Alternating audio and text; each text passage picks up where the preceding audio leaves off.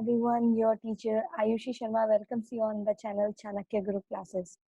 Today it's being our first class of class 12th, chapter 1, Introduction of Macroeconomics. हम यहाँ पर class 12th, class 11th के economics का पूरा सिलेबस करने वाले हैं, कंप्लीट सिलेबस करने वाले हैं. क्लास 12th के बच्चों को थोड़ा सा इस बात का ध्यान ज़्यादा देना पड़ता है बिकॉज हमारे बोर्ड के एग्जाम्स होते हैं और टाइम थोड़ा सा ज़्यादा वेस्ट हो चुका है ऑलरेडी. तो हम उसको और ना वेस्ट करते हुए सारा सिलेबस यहाँ पर इस चैनल पर कवर करेंगे और उसके साथ साथ की पॉइंट्स, एक्स्ट्रा क्वेश्चंस और पास्ट ईयर भी डिस्कस करेंगे. तो आपको विदाउट टेकिंग एनी टेंशन आप लोगों को यहाँ पर सारा सिलेबस की कंप्लीशन पूरी तरह से मिलेगी. तो टाइम वेस्ट ना करते हुए फटाफट अपनी स्लाइड्स पर चलते हैं कि आज हम क्या करने वाले हैं इंट्रोडक्शन ऑफ मैक्रो इकोनॉमिक्स के अंदर. सबसे पहले हम माइक्रो इकोनॉमिक्स का बेस 11th क्लास से लेकर आए हैं और हमें कहीं ना कहीं पता होता है कि माइक्रो इकोनॉमिक्स क्या है. अब हम मैक्रो इकोनॉमिक्स को स्टडी करने वाले हैं कि मैक्रो इकोनॉमिक्स क्या है, क्या हमें किस लिए हम मैक्रो इकोनॉमिक्स को स्टडी कर रहे हैं, क्या क्या क्या उसके चैप्टर्स हैं, क्या स्कोप है, क्या इंपॉर्टेंस है, उसकी जो बेसिक इंट्रोडक्शन है उसके बारे में स्टडी करेंगे.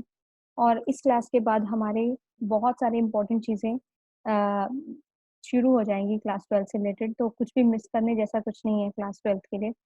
तो अभी हम बात कर लेते हैं कि मैक्रो इकोनॉमिक्स में कि मतलब क्या होता है मैक्रो इकोनॉमिक्स का. मैक्रो इकोनॉमिक्स जो आया है वो ग्रीक वर्ड से आया है. मैक्रो वर्ड जो आया है वो एक ग्रीक वर्ड से आया है, दैट इज मैक्रोस, जिसका मतलब लार्ज होता है. प्लीज मेक श्योर दैट हमने माइक्रो इकोनॉमिक्स पढ़ा था जिसका मतलब स्मॉल होता है. मतलब माइक्रोस भी एक ग्रीक वर्ड से आया है जिसका मतलब स्मॉल होता है, जो हमें एक इंडिविजुअल बिहेवियर के बारे में स्टडी करने के बारे में समझाता है.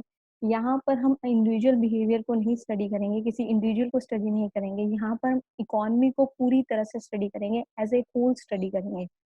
तो इट मीन्स जो इकोनॉमी में पॉलिसीज फॉर्मुलेशन होती है, जो जो हमारे बैंकिंग पॉलिसीज है या एक्सचेंज रेट है, बैलेंस ऑफ पेमेंट है, वो सारी चीजें हम मैक्रो इकोनॉमिक्स के थ्रू ही हमें स्टडी में समझ में आती हैं.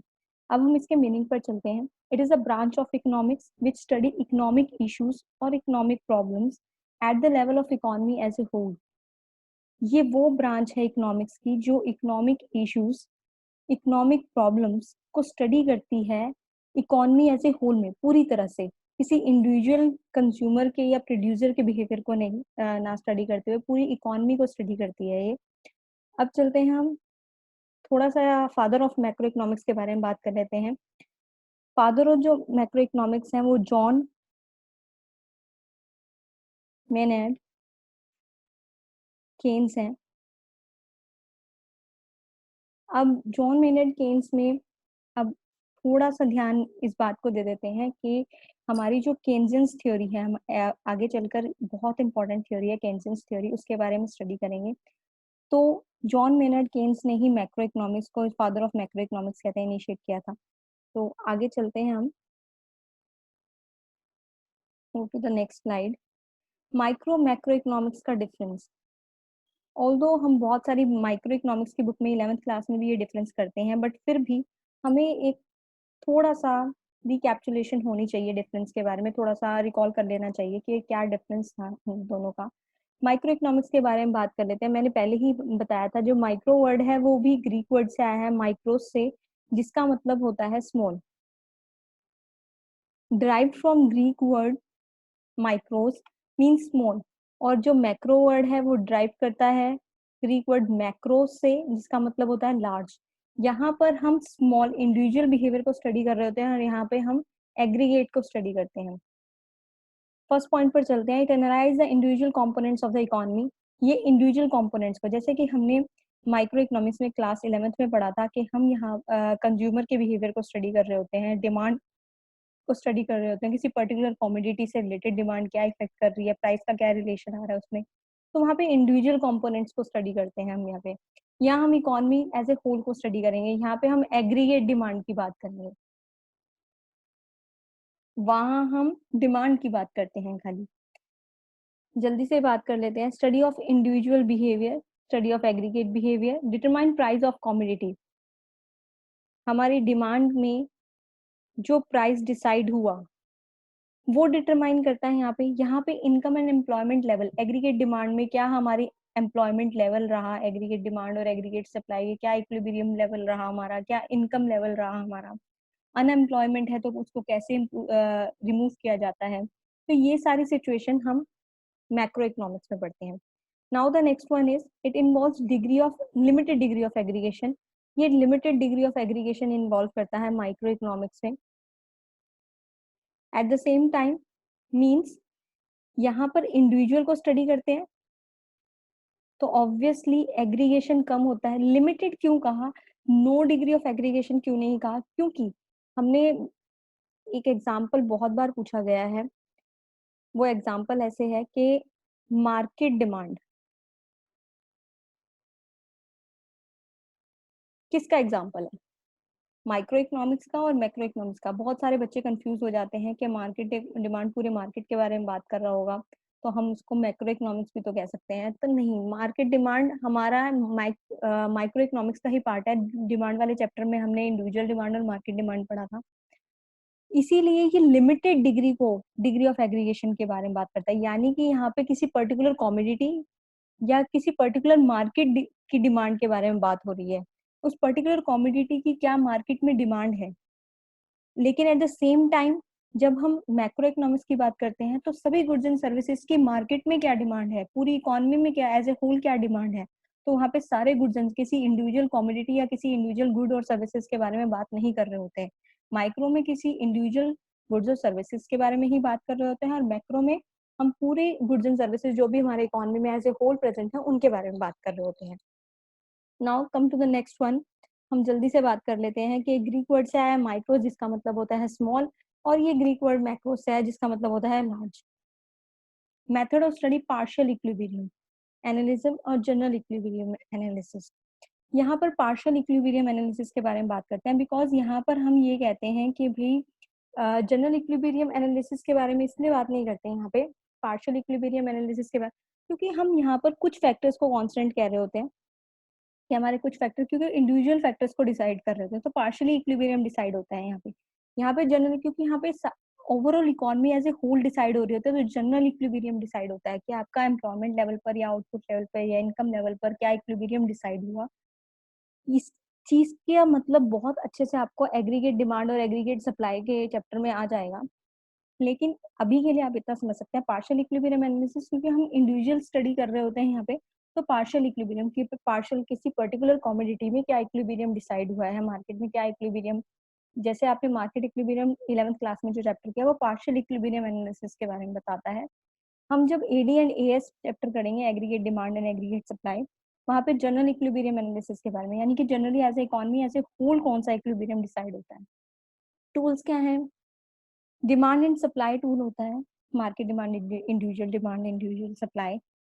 यहाँ पे एग्रीगेट डिमांड और एग्रीगेट सप्लाई टूल है हमारा, यानी कि ओवरऑल डिमांड, हमारी पूरी इकोनॉमी की ओवरऑल डिमांड क्या है, ओवरऑल सप्लाई क्या है, उसके बारे में डिस्कस करता है ये हमारा डिफरेंस है। इसके मेन मेन पॉइंट्स आपको जरूर पता होना चाहिए। एक बात ध्यान से समझने वाली ये है कि हमें ये डिसाइड कर लेना चाहिए कि हमारे आंसर शीट में किस किस मार्क के क्वेश्चन आने वाले होते हैं।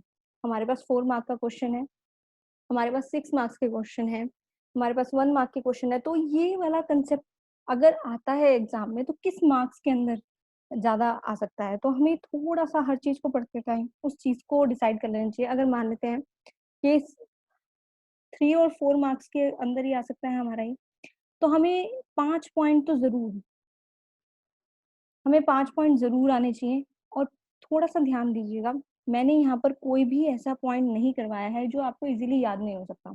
हमने कुछ पॉइंट्स डेवलप करे हैं, इंडिविजुअल कंपोनेंट्स को डिसाइड करता है और इंडिविजुअल बिहेवियर को, ये आप इजीली याद कर सकते हो। प्राइस ऑफ कमोडिटी को डिसाइड करता है और ये इनकम एंड एम्प्लॉयमेंट। जैसे आप मैक्रो कर लोगे, जैसे ही आपके मैक्रो का सिलेबस धीरे धीरे आगे बढ़, ये सारे पॉइंट्स आप अपने आप ही बना लोगे। तो थोड़ा सा कितनी वेटेज रख सकता है कोई टॉपिक, उसके अकॉर्डिंग आप अपने टॉपिक को भी तैयार कर सकते हो। हम अपनी नेक्स्ट स्लाइड पर चलते हैं। स्कोप, हमारे स्कोप क्या है और सिग्निफिकेंस क्या है मैक्रो इकोनॉमिक्स की, ये हमारे स्कोप हैं और ये हमारे सिग्निफिकेंस हैं।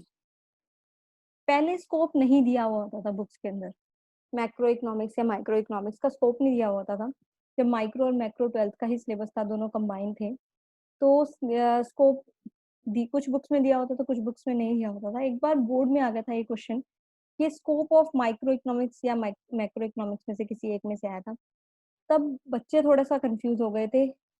मैं आपको एक बहुत बेस्ट तरीका बता देती हूँ। किसी भी चीज का स्कोप आ जाए तो उसमें आंसर क्या लिखना होता है।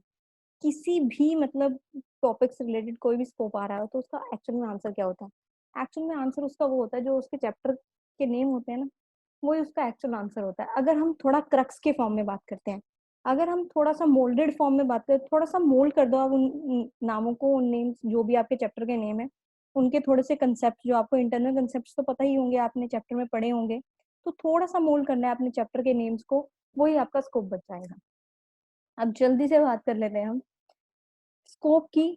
यहाँ पे macro economic theory of money, मैं सेकंड पॉइंट से स्टार्ट इसलिए करूंगी क्योंकि अभी मैं सीक्वेंस वाइज थोड़ा चलने की कोशिश कर रही हूँ कि हम चैप्टर में ये चीजें करने वाले हैं। थ्योरी ऑफ मनी, आपका मनी एंड बैंकिंग चैप्टर आएगा, तो आप मैक्रो इकोनॉमिक्स में थ्योरी ऑफ मनी पढ़ोगे, तो यह उसका स्कोप है। यानी कि वो हमें कमर्शियल बैंक और हमारा जो आरबीआई सेंट्रल बैंक है, वो कैसे पॉलिसीज डिसाइड होते हैं, कैसे बैंक रेट डिसाइड होते हैं, कैसे हमारा मनी सप्लाई डिसाइड होता है, कैसे क्रेडिट क्रिएशन होता है हमारे, वो सारा इन चीजों में हम पढ़ते हैं। Theory of money, theory of employment, ये आप एडी एंड एएस वाले चैप्टर में पढ़ोगे, aggregate demand and aggregate supply में। क्या क्या एम्प्लॉयमेंट लेवल है, अनएम्प्लॉयमेंट लेवल क्या होता है, फुल एम्प्लॉयमेंट लेवल क्या होता है, अंडर फुल एम्प्लॉयमेंट लेवल क्या होता है, कैसे आप अनएम्प्लॉयमेंट को एलिमिनेट कर सकते हो अपनी इकोनॉमी से। तो ये सारी सिचुएशंस आप पढ़ोगे अपने एडी एंड एएस चैप्टर में। रोल ऑफ गवर्नमेंट, जिसको हम गवर्नमेंट बजट के नाम से जानेंगे चैप्टर को, कि गवर्नमेंट का क्या रोल है, क्या क्या रेवेन्यू, कैसे गवर्नमेंट रेवेन्यू जनरेट करती है, कैसे एक्सपेंडिचर जनरेट करती है, किसको हम रेवेन्यू एक्सपेंडिचर कहते हैं, किसको कैपिटल कहते हैं, मतलब ये सारी चीजें हम रोल ऑफ गवर्नमेंट में पढ़ने वाले हैं। अब इसके बाद हम बात करते हैं एक्सचेंज रेट, ये भी हमारा चैप्टर का नाम है, exchange rate, foreign exchange rate. उसके बारे में बात करेंगे हम, कैसे एक्सचेंज रेट डिसाइड होता है हमारा, कौन कौन से एक्सचेंज रेट के टाइप्स होते हैं, कैसे हमारे इकोनॉमी में डिसीजन लिए जाते हैं उससे रिलेटेड। उसके बाद बैलेंस ऑफ पेमेंट, क्या बैलेंस ऑफ पेमेंट क्या होता है, कितना हमारा एक्सपोर्ट हुआ, कितना इंपोर्ट हुआ, ये सारे अभी आप देख रहे होंगे, सारे आपके चैप्टर के ही नाम हैं। कोई अलग से आपने कोई पॉइंट याद नहीं करा, आपने अपने चैप्टर के नाम को ही लिखा है। तो प्लीज मेक श्योर दैट कभी भी आपके किसी भी पेपर में, किसी भी एग्जाम में स्कोप आता है, आपने पढ़ा हुआ है बहुत अच्छी बात है, आप पढ़े हुए को ही लिख लो, लेकिन इन एनी केस आपने वो कंसेप्ट नहीं पढ़ा हुआ, स्कोप आ रहा है, तो आप अपने चैप्टर के नाम को थोड़ा सा मोल्ड करने की जरूरत है आपको, और उस थोड़े से मोल्ड करने पर ही आपको आपका आंसर मिल जाएगा। जैसे हमने मनी एंड बैंकिंग पढ़ा है, इन्होंने थ्योरी ऑफ मनी लिखी है। हमने एम्प्लॉयमेंट के बारे में पढ़ने को मिलेगा हमें एडी एंड एएस में, इन्होंने थ्योरी ऑफ एम्प्लॉयमेंट लिख दिया उस चीज को। अब जल्दी से हम बात करते हैं आगे, एस्टिमेशन ऑफ नेशनल इनकम, हम नेशनल इनकम को भी पढ़ने वाले हैं, तो उनका एस्टिमेट्स के बारे में बात होगी। General price level, general price level इसलिए कहा इन्होंने, अभी पीछे हमने जनरल इक्विलिब्रियम के बारे में बात करी थी, ऐसे ही जब हम इक्विलिब्रियम यहाँ पर एग्रीगेट डिमांड और एग्रीगेट सप्लाई का बनाएंगे, तो उसमें जो हमारा या एक्सचेंज रेट के टाइम पर हम जो हमारा जनरल रेट होता है या जनरल प्राइस लेवल होता है, उसके बारे में हम स्टडी करने वाले हैं। वो भी हम एडी एंड एएस और एक्सचेंज रेट वाले चैप्टर में स्टडी करेंगे। ये सारे आपके स्कोप कवर हो गए, किसी को कोई डाउट इनके अंदर जो एक्चुअल इनकी नॉलेज है वो आप चैप्टर वाइज चैप्टर के थ्रू आप लेते चले जाओगे। नेक्स्ट बात कर लेते हैं हम जल्दी से सिग्निफिकेंस की। अगर फिर भी किसी को कोई डाउट है, आप मुझे मैसेज कर सकते हो, मेल कर सकते हो, किसी भी सोर्स से आप पूछ सकते हो। जो मेरे स्टूडेंट मुझे पर्सनली जानते हैं वो तो मुझे व्हाट्सएप भी कर सकते हैं। अब बात कर लेते हैं सिग्निफिकेंस की। सिग्निफिकेंस की यानी कि इम्पोर्टेंस की बात करते हैं कि हमें मैक्रो इकोनॉमिक्स क्यों फायदेमंद है, क्यों पढ़ रहे हैं हम मैक्रो इकोनॉमिक्स का, क्या फायदा है हमें मैक्रो इकोनॉमिक्स को पढ़ने से। सबसे पहले जो हम बात करने वाले हैं मैक्रो इकोनॉमिक्स, जब हम पढ़ रहे होते हैं पॉलिसी फॉर्मुलेशंस, आप इकोनॉमी को एज ए होल पढ़ रहे हो, जो बड़े बड़े इकोनॉमिस्ट होते हैं वो पॉलिसीज डिसाइड करते हैं कैसे कैसे पॉलिसीज बिल्डअप होंगी, क्या हमारे बैंक रेट होंगे, क्या हमारे सेंट्रल बैंक के डिसीजंस होंगे, क्या कमर्शियल बैंक को अप्लाई करने होंगे। तो जो सारी पॉलिसी फॉर्मुलेशन होती है वो मैक्रो इकोनॉमिक्स की स्टडी से ही मिलती है हमको। बैलेंस ऑफ पेमेंट स्टेटस, हमारा क्या एक्सपोर्ट है, कितना इम्पोर्ट है, ये शॉर्ट फॉर्म है एक्सपोर्ट और इम्पोर्ट की। क्या एक्सपोर्ट है, कितना इम्पोर्ट है हमारा, हमारे पास सरप्लस है या डेफिसिट सिचुएशन में, बैलेंस ऑफ पेमेंट में है। या सरप्लस और डेफिसिट का मतलब ये है कि सरप्लस तब जब हमारे एक्सपोर्ट ज़्यादा हो रहे होते हैं और इम्पोर्ट कम हो रहे होते हैं, यानी कि बाहर सामान हमारा ज़्यादा जा रहा है और बाहर से कम ले रहे हैं हम सामान, पैसा ज़्यादा कमा पा रहे हैं, तो ऑब्वियसली सरप्लस हो गया। डेफिसिट बैलेंस ऑफ पेमेंट वो होती है जब हमारे बाहर से सामान ज़्यादा आ रहा होता है और हमारे इंडिया से कम जा रहा होता है, एक्सपोर्ट कम हो रहे होते हैं हमारे, तो वो सारी डेफिसिट बैलेंस ऑफ। और एक सिचुएशन हमारी बैलेंस ऑफ पेमेंट की भी होती है, जब हमारी सिचुएशन बैलेंस्ड होती है, मतलब हमें कोई और सिचुएशन नहीं करनी होती। इसके बाद बात कर लेते हैं हम इकोनॉमिक स्टेबिलिटी की। हम इक्विलिब्रियम के पॉइंट में डिसाइड करते हैं कि हमारा क्या स्टेबिलिटी, क्या एम्प्लॉयमेंट लेवल है, हम फुल एम्प्लॉयमेंट लेवल पर हैं, हम इकोनॉमिकली स्टेबल है या नहीं है, या अंडर फुल एम्प्लॉयमेंट लेवल पर है, किस सिचुएशन में है। तो इसमें डिस्क्रिप्शन ऑफ इकोनॉमी डिस्क्राइब करता है इकोनॉमी को, यानी कि हम क्या क्या स्टडी करने वाले हैं, पूरी इकोनॉमी में क्या क्या पॉलिसीज चल रही होती हैं, कैसे कैसे इफेक्ट हो रहे होते हैं। अगर आज हमारी इकोनॉमी के अंदर कुछ हुआ है तो उसका क्या क्या इम्पैक्ट पड़ने वाला है हमारी नेक्स्ट सिचुएशन पर, तो हमें इकोनॉमी को स्टडी कर पाते हैं। सर्कुलर फ्लो ऑफ इकोनॉमी, ये बहुत इंपॉर्टेंट टॉपिक है एक। अभी इसके बाद ही हम नेक्स्ट टॉपिक यही करने वाले हैं, सर्कुलर फ्लो ऑफ इकोनॉमी। हमारी फ्लो कैसे चल रहा होता है इकोनॉमी में, वो कहते हैं कि सर्कुलर फ्लो चलता है हमारी इकोनॉमी के अंदर। तो ये सर्कुलर फ्लो होता क्या है, इसको हम वहां पर डिस्कस करने वाले हैं, जो हमारा नेक्स्ट लेक्चर ही होगा, यानी कि जो हमारी नेक्स्ट क्लास होगी उसके अंदर हम सर्कुलर फ्लो ऑफ इकोनॉमी को कैसे, कौन कौन से सेक्टर्स इफेक्टेड होते हैं, किन किन चीजों को हम स्टडी करते हैं, तो हम सर्कुलर फ्लो ऑफ इकोनॉमी के अंदर उस चीज को पढ़ेंगे। Now come to the next one, हम नेक्स्ट स्लाइड पर चलते हैं अपनी। Classification of goods, important one. Classification यानी कि गुड्स को डिसाइड करना कि कौन कौन से गुड्स के बारे में हम स्टडी क्लासिफाई कर लेते हैं, हम कौन कौन से गुड्स को हम स्टडी करने वाले होते हैं। सबसे पहले बात करते हैं फाइनल गुड्स की। फाइनल गुड्स, फाइनल गुड्स वो गुड्स होते हैं, प्लीज थोड़ा सा ध्यान से समझ लीजिएगा क्योंकि इसमें आप 4 टॉपिक कवर कर लोगे और इनसे रिलेटेड काफी सारे डिफरेंस के फॉर्म में क्वेश्चन आ जाते हैं और इनडायरेक्ट क्वेश्चंस में भी आ जाते हैं कि फाइनल गुड्स इंटरमीडिएट होता है या नहीं होता, किसकी वैल्यू नेशनल इनकम में इंक्लूड होती है, बहुत सारे डायरेक्ट और इनडायरेक्ट क्वेश्चंस बन जाते हैं, हम सभी कवर करेंगे, डोंट वरी। फाइनल गुड्स के बारे में बात करते हैं। जैसे ही नाम बता रहा है उसका कि वो फाइनल है, पूरी तरह से बन चुका गुड, जो फाइनल हो चुका है गुड्स, उसको हम फाइनल गुड्स कहते हैं। कैसे आइडेंटिफाई करें, कैसे पहचान कैसे करें कि हमारा गुड फाइनल है या इंटरमीडिएट है या अभी प्रोसेस में है। पहचान करने के हमने 2 पॉइंट्स यहाँ पे डिसाइड करे हुए हैं। Cross the boundary line of production, अगर किसी गुड ने बाउंड्री लाइन ऑफ प्रोडक्शन, यानी कि उसका कहने का मतलब ये है प्रोडक्शन प्रोसेस प्रोसेस जो होता है वो कंप्लीट हो चुका है उसका, या उसके अंदर जो वैल्यू ऐड होनी थी वो वैल्यू ऐड हो चुकी है, तो उसने boundary line of production cross कर लिया है, तो वो क्रॉस द बाउंड, तो वो फाइनल गुड बन चुका है हमारा। या वो रेडी टू यूज है, आप उसको इस्तेमाल कर रहे हो, वो आपका फाइनल गुड है। और फाइनल गुड ही 2 तरह में डिवाइडेड है, कंज्यूमर गुड और फाइनल प्रोड्यूसर गुड। अब अब वो गुड कंज्यूमर गुड है जो फाइनल गुड जिसको आप कह रहे हो, या प्रोड्यूसर, 2 टाइप्स और हैं इसके फाइनल गुड्स के, एक कंज्यूमर गुड या प्रोड्यूसर गुड। कंज्यूमर गुड जो, अब जैसे कि हम कोई चीज कंज्यूम कर रहे हैं, कोई चॉकलेट कंज्यूम कर रहे हैं, वो हमारे लिए फाइनल गुड है, तो वो हमारा क्या बन गया, फाइनल कंज्यूमर गुड बन गया वो हमारा। Eight the same time final producer good, for example कोई मशीन है, वो बन चुकी है पूरी तरह से और उसको कोई प्रोड्यूसर यूज कर रहा है, तो वो फाइनल प्रोड्यूसर गुड हो चुका है हमारा।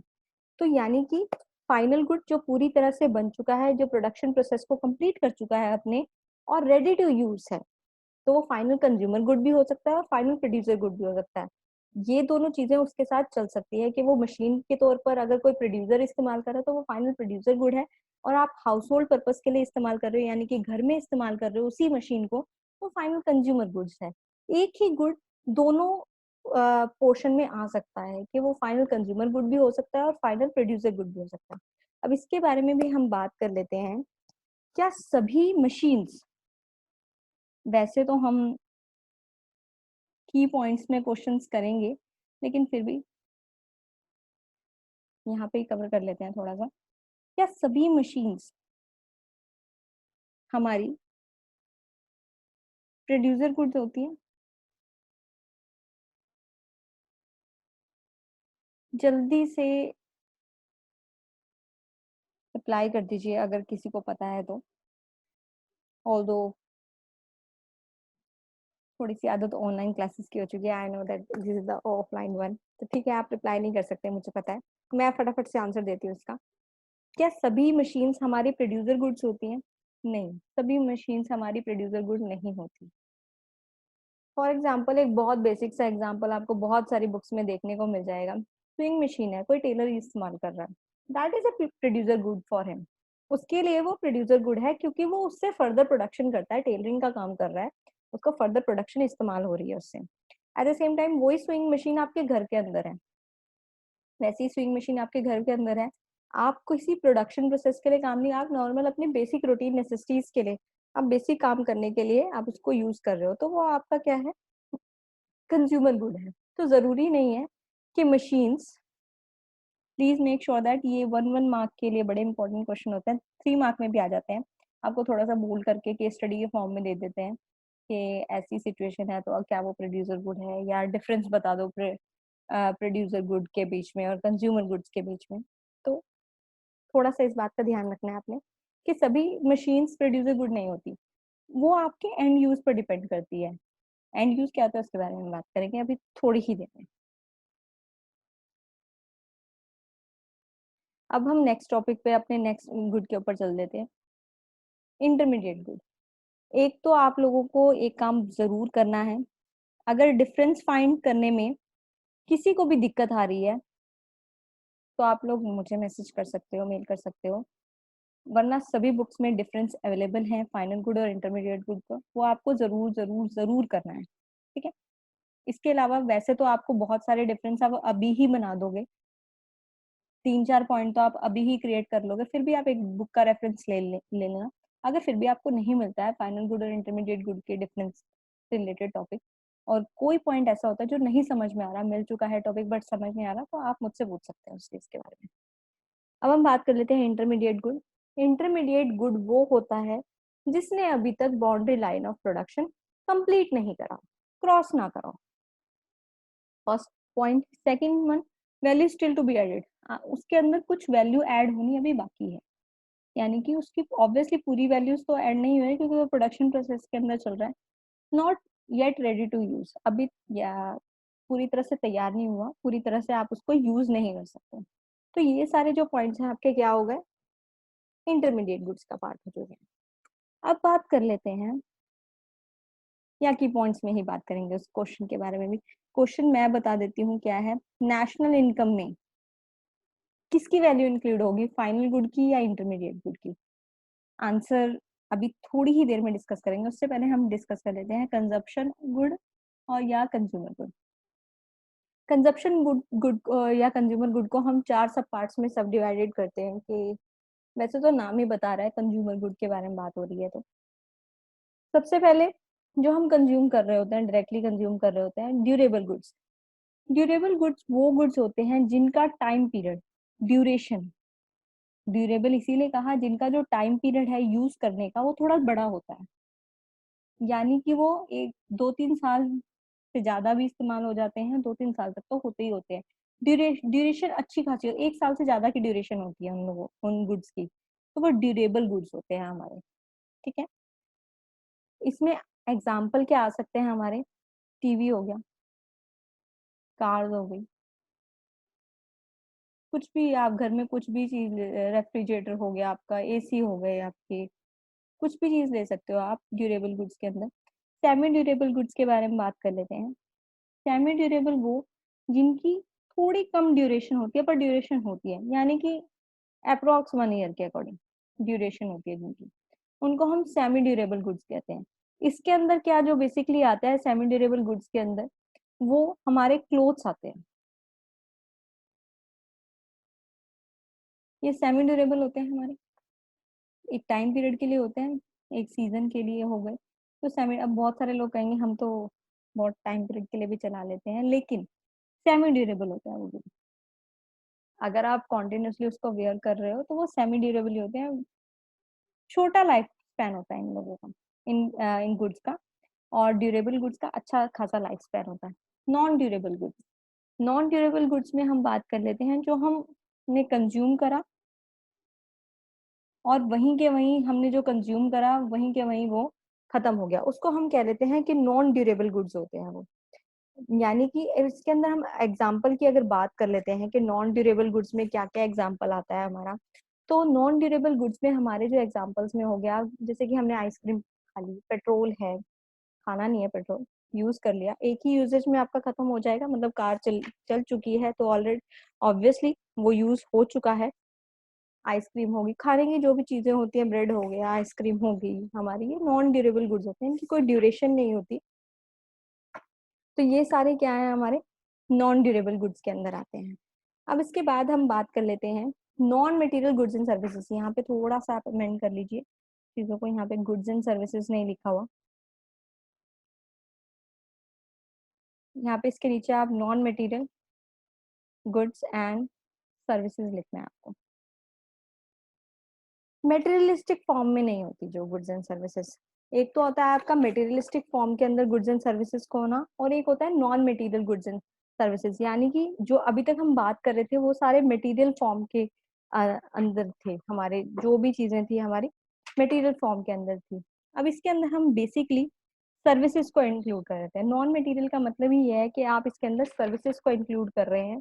सर्विसेज कैसे, टीचिंग आपकी एक सर्विस है, डॉक्टर एक सर्विस है, जो भी प्रोफेशनल आपके काम हो रहे हैं, इंश्योरेंस कंपनी सर्विसेज दे रही है आपको, ये सारे नॉन मटेरियल है।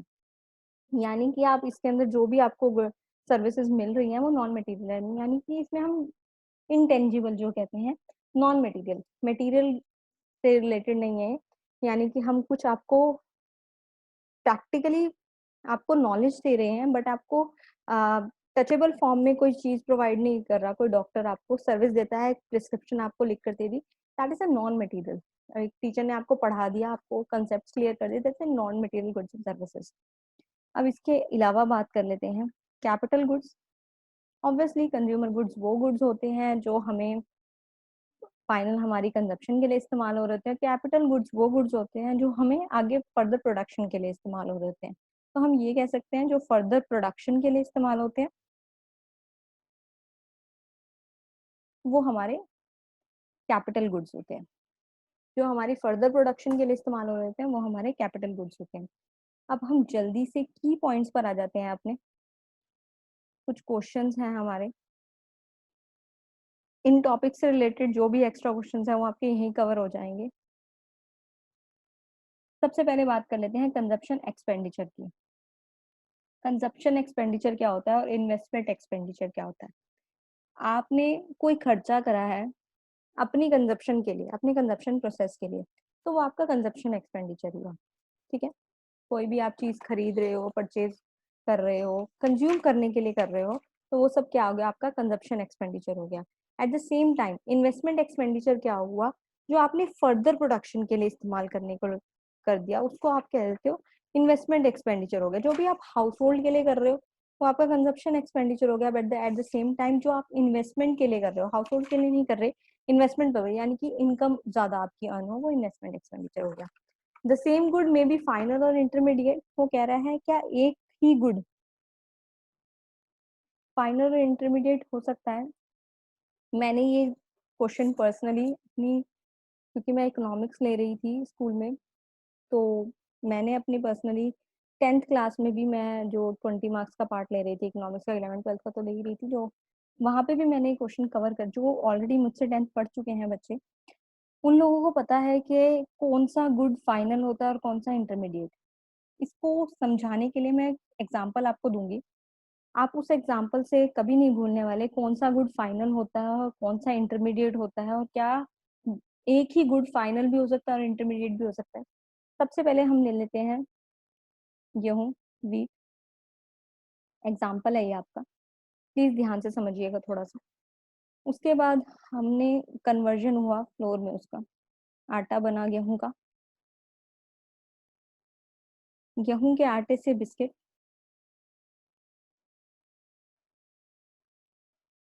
बिस्किट से वो मार्केट में सेल हुए, कंज्यूमर तक।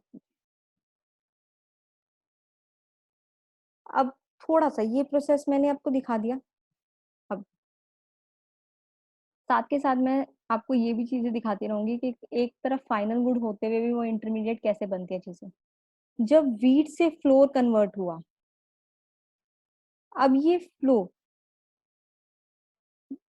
ये जो आटा है गेहूं का, ये बेकर के लिए इंटरमीडिएट गुड है। मैं आईजी लिखूंगी इंटरमीडिएट गुड को। एट द सेम टाइम ये किसी हाउस होल्ड के लिए फाइनल गुड है। इतना आप एग्री करोगे मुझसे? ये जो आटा है, फॉर एग्जाम्पल आशीर्वाद आटे के नाम से ही ले लेते हैं, कोई प्रमोशन नहीं है। वीट जो है, वीट से जो कन्वर्जन हुआ फ्लोर के अंदर, आटे के अंदर जो कन्वर्जन हुआ, वो एक बेकर के लिए, बेकरी शॉप वाले के लिए इंटरमीडिएट गुड है, क्योंकि उसको आगे बिस्किट बनाने हैं उस चीज के लिए, फर्दर प्रोडक्शन करना है उसको। एक नहीं, एट द सेम टाइम आपके घर में भी वही आटा आ रहा है, तो आप लोगों के लिए वो क्या चीज हो गई? फाइनल गुड हो गया। ठीक है, तो यानी कि एक ही चीज, इसी आटे के बारे में बात हो रही है। यही आटा आपका सेम सिचुएशन पर, एक ही चीज सेम टाइम पीरियड के अंदर इंटरमीडिएट भी हो गई और फाइनल गुड भी हो गई। ठीक है, अब क्वेश्चन के ऊपर दोबारा चलते, the same good may be final और इंटरमीडिएट। क्या सेम गुड फाइनल और इंटरमीडिएट हो सकता है? यस, हो सकता है। अभी हमने एग्जांपल में देखा है। ठीक है, अब इसके बाद नेक्स्ट क्वेश्चन पर चलते हैं। अभी हम ये आपके जो थोड़े ट्रिक वाइज क्वेश्चन होते हैं उनको कवर कर रहे हैं इन्हीं टॉपिक से रिलेटेड, क्योंकि हमने टॉपिक बेसिकली दो ही कवर करे हैं। क्लासिफिकेशन ऑफ गुड, तीन टॉपिक कवर करे हैं हमने। क्लासिफिकेशन ऑफ गुड आपका, स्कोप और इम्पोर्टेंस आपकी, और आपका मीनिंग, ये हमने टॉपिक कवर करे हैं। और उन्हीं से रिलेटेड हम थोड़ा सा उनके जो एक्स्ट्रा क्वेश्चंस बन सकते हैं, क्योंकि 12th क्लास है तो थोड़ा हम एक एक चीज को अच्छे से सेंस से समझ कर ही आगे मूव ऑन कर सकते हैं, क्योंकि हमें नहीं पता कि बोर्ड में क्या क्वेश्चन आने वाला है। हम पास्ट ईयर के बेसिस पर एक, अगर हम नॉर्मल मान के चले 70 से 80 मार्क्स कॉलेज के बीच में, तो हम पास्ट ईयर के बेसिस पर या आपने स्टडी जो हम पढ़ा चुके हैं उसके बेसिस पर हम आपको एक वो दे सकते हैं कि आपको ये चीजें इंपॉर्टेंट है, आपको ये करनी है, ये क्वेश्चन। लेकिन जब हम बात कर रहे हैं फुल कंप्लीशन ऑफ सिलेबस की और पूरे कवरेज की, तो हमें हर पॉइंट को अच्छे से कवर करना पड़ेगा। नेक्स्ट क्वेश्चन पर चल लेते हैं। नेक्स्ट क्वेश्चन जो हमारा की पॉइंट्स में बन रहा है, वैल्यू ऑफ इंटरमीडिएट गुड। जो वैल्यू ऑफ इंटरमीडिएट गुड है, क्या वो इंक्लूड होगी नेशनल इनकम में? अब ये प्रोसेस है आपका। अब कंफ्यूजन बच्चों को यहाँ पर ये आता है कि ये जो आटा है, फ्लोर है, ये जो वीट से आटा बना, आटे से बिस्किट, बिस्किट से कंज्यूमर तक प्रोसेस पे जाएगा, ये जो आटा है ये एक के लिए तो इंटरमीडिएट गुड है और एक के लिए फाइनल गुड है। तो किसकी वैल्यू इंक्लूड होती है? दोनों की इंक्लूड होती है या किसी पर्टिकुलर की? तो वो कह रहा है कि इंटरमीडिएट गुड की वैल्यू क्या इंक्लूड होती है नेशनल इनकम में? सबसे पहले तो इसका आंसर जान लो कि नहीं होती। अब तो ये जो आटा है इसकी वैल्यू अब इंक्लूड होगी, क्योंकि आटा तो आशीर्वाद आटा ही है, या नेशनल इनकम में नहीं इंक्लूड होगी? अब ये डिपेंड करता है आपके एंड यूज पर। मैंने इस वर्ड का पहले भी अभी पीछे इस्तेमाल करा था और ये कहा था कि मैं आपको समझाऊंगी ये वर्ड का क्या मतलब है। एंड यूज पर डिपेंड करता है कि आपकी वैल्यू इंक्लूड होगी या नहीं होगी, यानी कि आखिरी इस्तेमाल पर डिपेंड करता है। अगर आपका एंड यूज इंटरमीडिएट पर्पस से है, यानी कि आप उसको कन्वर्ट करने वाले हो किसी और चीज में, तो वो इंक्लूड नहीं होगी। एट द सेम टाइम वो एंड यूज अगर हाउस होल्ड पर्पज के लिए फाइनल गुड की तरह इस्तेमाल हो रहा है वो गुड, तो इंक्लूड होगी।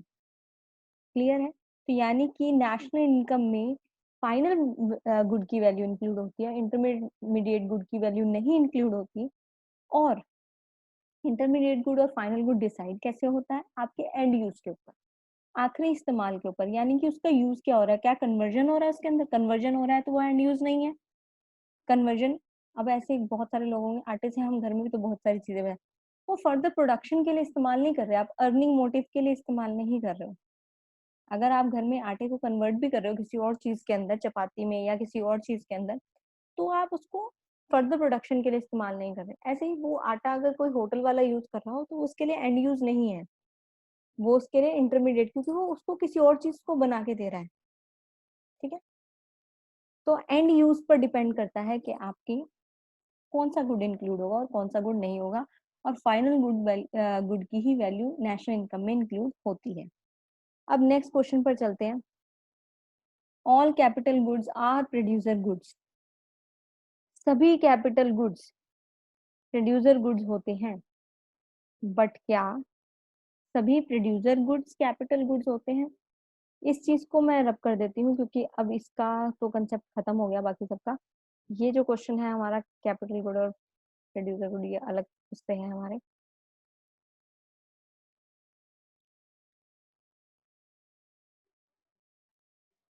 जल्दी से बात कर लेते हैं। ऑल कैपिटल गुड्स कैपिटल और प्रोड्यूस, क्या सभी कैपिटल गुड्स प्रोड्यूसर गुड्स होते हैं?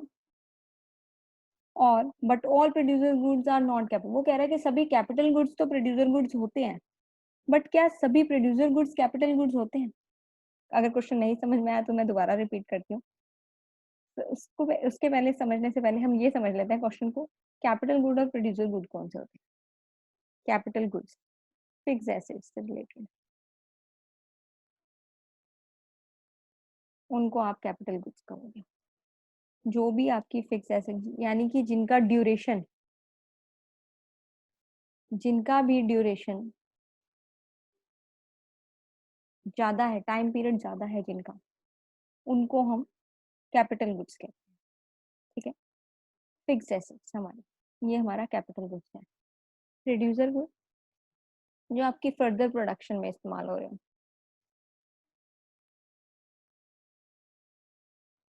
ठीक है, उनको हम क्या कह देते हैं? प्रोड्यूसर गुड कह देते हैं। अब क्वेश्चन के ऊपर चलते हैं।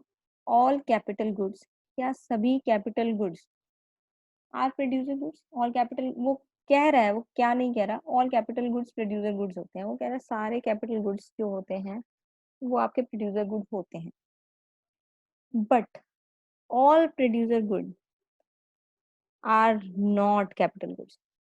कैपिटल गुड्स से प्रोड्यूसर गुड्स के बीच में जो आपका वो जा रहा है सीक्वेंस, वो कह रहा है कि होता है, सभी कैपिटल गुड्स आपके प्रोड्यूसर गुड्स होते हैं, बट सभी प्रोड्यूसर गुड्स आपके कैपिटल गुड्स नहीं होते, वो ये कहना चाह रहा है आपको। अब कहने का मतलब क्या है, क्यों कह रहा है वो ऐसा, उसके बारे में बात कर लेते हैं। अभी हमने बात करी थी यहाँ पे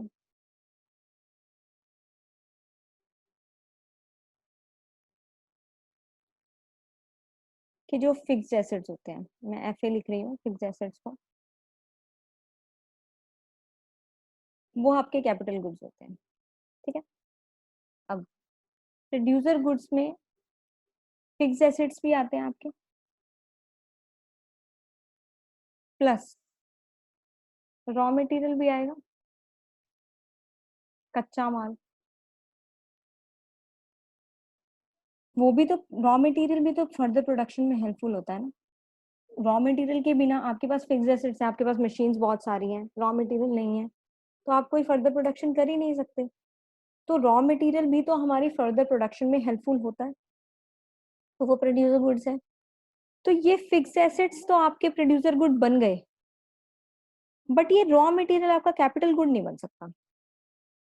रीजन बिहाइंड दैट, अभी हमने कैपिटल गुड के अंदर बात करी थी, एक तो फिक्स एसेट्स होते हैं आपके, एक उनका टाइम ड्यूरेशन होता है, वो एक से ज्यादा साल के लिए इस्तेमाल होते हैं कैपिटल गुड्स आपके। हाई कॉस्ट रखते हैं वो, जो उनकी कॉस्ट होती है वो भी हाई होती है। तो हाई कॉस्ट और ड्यूरेशन, रॉ मटेरियल के अंदर ये फीचर नहीं आ रहा, तो ये प्रोड्यूसर गुड आपका कैपिटल गुड नहीं है। तो यानी कि all capital goods are producer goods, या it's being true, but all producer goods are not capital good, it's also true. ये भी सही है, और ये इस एग्जांपल के साथ, इस केस के साथ आप इस चीज को समझा सकते हो। रॉ मटेरियल आपको याद रखना पड़ेगा कि रॉ मटेरियल एक प्रोड्यूसर गुड है, कैपिटल गुड नहीं है, फिक्स एसेट्स कैपिटल गुड भी होते हैं और प्रोड्यूसर गुड्स भी होते हैं।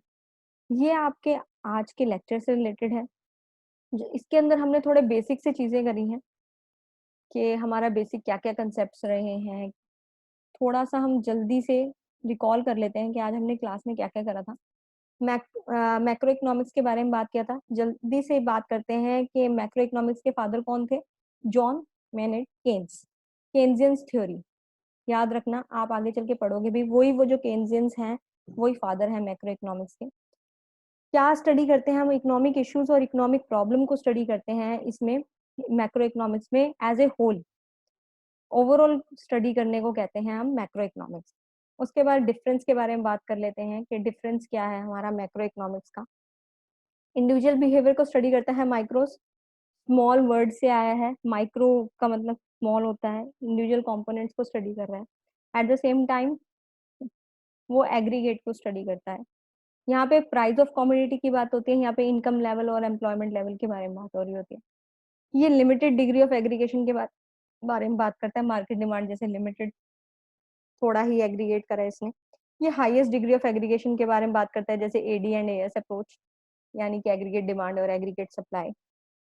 मेथड ऑफ स्टडीज का पार्शियल इक्विलिब्रियम एनालिसिस है, क्योंकि इंडिविजुअल बिहेवियर को हम स्टडी कर रहे होते हैं। यहाँ पे जनरल इक्विलिब्रियम, क्योंकि हम इकोनॉमी को जनरली स्टडी कर रहे होते हैं। ठीक है।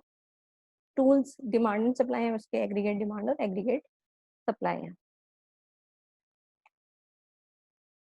अब बात कर लेते हैं हम अपनी नेक्स्ट स्लाइड की, स्कोप और सिग्निफिकेंस की। स्कोप मैंने आपको पहले ही बता दिया, और स्कोप की जो डिटेल है आपको वो चैप्टर के धीरे धीरे हम जैसे जैसे चैप्टर कवर करते रहेंगे वो आपको अपने आप समझती आ जाएगी, समझ में आने लग जाएगी क्या क्या हम इन चैप्टर्स के अंदर पढ़ने वाले हैं। फिर भी मैंने थोड़ा सा बता दिया, मनी से रिलेटेड जो भी हमारी पॉलिसीज होती हैं, एम्प्लॉयमेंट से रिलेटेड गवर्नमेंट के क्या रोल रहते हैं, एक्सचेंज रेट में क्या होगा, बैलेंस ऑफ पेमेंट क्या है, एस्टिमेट नेशनल इनकम कैसे एस्टिमेट करते हैं, कैलकुलेट करने वाले हम, जनरल प्राइस लेवल क्या रहेगा, वो आपका स्कोप है, चैप्टर के नाम आपका स्कोप है। सिग्निफिकेंस इंपॉर्टेंस क्या है, पॉलिसी बनाने के काम आता है, बैलेंस ऑफ पेमेंट के स्टेटस को बताता है, इकोनॉमिक स्टेबिलिटी क्या रही, इकोनॉमी को डिस्क्राइब करने में हेल्पफुल है, सर्कुलर फ्लो ऑफ इनकम कैसे ऑपरेट हो रहा है, ये सारा मैक्रो इकोनॉमिक्स में हम पढ़ रहे होते हैं। क्लासिफिकेशन ऑफ गुड्स के बारे में बात कर लेते हैं। क्लासीफाई करते हैं गुड्स को, 4 पार्ट्स में हम क्लासीफाई कर रहे हैं। फाइनल गुड, इंटरमीडिएट गुड, इन दोनों के बीच का डिफरेंस आप लोगों को जरूर करना है। फिर भी कोई पॉइंट आपको नहीं समझ में आता, आप मुझसे पूछ सकते हैं, या नहीं मिलता है, मुझे ही कवर करवाने को कह रहे हो तो मैं वो भी कवर करा दूंगी। फिर भी मुझे ऐसा लगता है कि मैंने डिफरेंस में आपको 3 पॉइंट दे दिए हैं। पहला, final good cross the boundary line of production, वो क्रॉस नहीं करता। Final good ready to use होता है, वो रेडी टू यूज नहीं होता। इंटरमीडिएट गुड, फाइनल गुड में वैल्यू, कोई वैल्यू नहीं इंक्लूड होनी होती, पूरी वैल्यू इंक्लूड हो चुकी होती है, उसमें कुछ वैल्यूज इंक्लूड होने वाली होती हैं। फाइनल गुड के आप एग्जांपल दे सकते हो, इंटरमीडिएट गुड के भी आप एग्जांपल दे सकते हो, जैसे रॉ मटेरियल वगैरह आपका इंटरमीडिएट गुड होता है। फाइनल गुड आपका कुछ भी हो सकता है, मशीन्स भी हो सकती हैं आपकी, आप जो कंज्यूमर भी है, कंज्यूमर आप यूज कर रहे हो वो भी हो सकती है। कंजप्शन और कंज्यूमर गुड या कैपिटल गुड्स के बारे में भी डिफरेंस भी अगर आपको कोई कहे तो मुझे नहीं लगता कि आप डिफरेंस नहीं कर सकते। कंज्यूमर गुड्स वो होते हैं जो आप eight the same time consume कर रहे होते हैं अपनी सेटिस्फेक्शन। कैपिटल गुड्स आपके फर्दर प्रोडक्शन के लिए इस्तेमाल हो रहे होते हैं। कंज्यूमर गुड्स 4 सब पार्ट्स में डिवाइडेड है, durable goods, semi durable goods, non durable और non material goods and services के अंदर। ड्यूरेबल गुड्स जिनका 1 साल से ज्यादा टाइम पीरियड होता है। यहाँ पे की पॉइंट्स की तरह आप चीजों को रिकॉल करने के लिए, यानी कि आप इजीली स्टेटमेंट्स बना सकते हो, ऐसे ही फ्लो चार्ट्स बना के आप अपने फ्लो चार्ट्स के वो साथ साथ लिख लिया करो। 1 ईयर से ज्यादा का टाइम पीरियड ड्यूरेबल में होता है, सेमी ड्यूरेबल के अंदर 1 ईयर से कम या 1 ईयर जितना टाइम पीरियड होता है। यहाँ पे नो टाइम पीरियड होता है।